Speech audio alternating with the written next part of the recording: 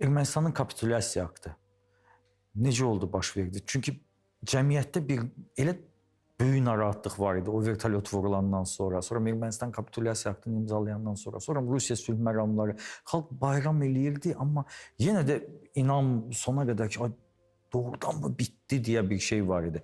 Ona görə bax o kapitulyasiya aktının hazırlanması necə baş verdi? Sonraki proseslər bunu göstərdi ki, bu yeganə düzgün qərar idi o məqamda.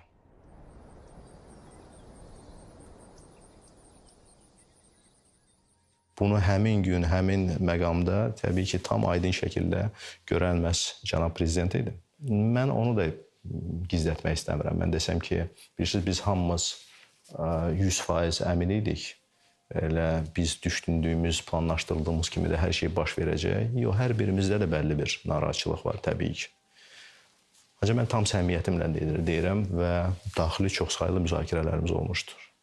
Ancaq bu tərəddüdü, zərrə qədər də olsa tərəddüdü ki, bəs hər şey yaxşı olacaq, biz istədiyimiz kimi olacaq, biz hər şeyə nail olacağıq. Bax, bu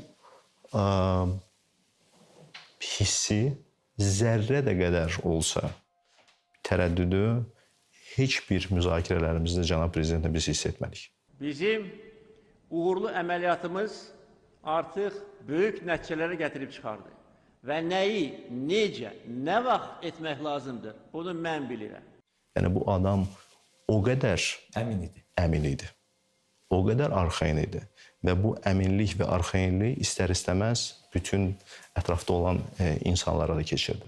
Ancaq həmin məqam, bu qərarın qəbul olunması tam əminliklə demək olar ki, bu bizi böyük risklərdən sığortaladı.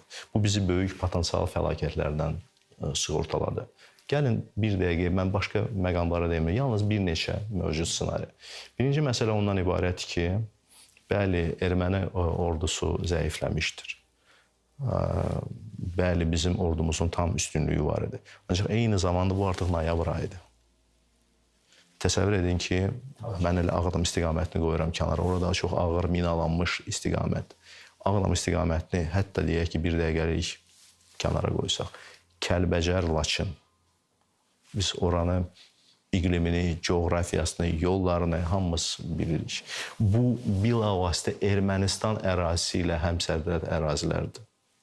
Oranın müdafiəsini təşkil etməkdə elə bilavasitə Ermənistan ərazisindən etmək olar. Və sən ona cavab verməli olsan, sən Ermənistan ərazisini vurmalısan. Ermənistan Kollektiv Təhlükəsizlik Müqaviləsi Təşkilatının üzvüdür 2020-ci il, yəni bunun hamısını.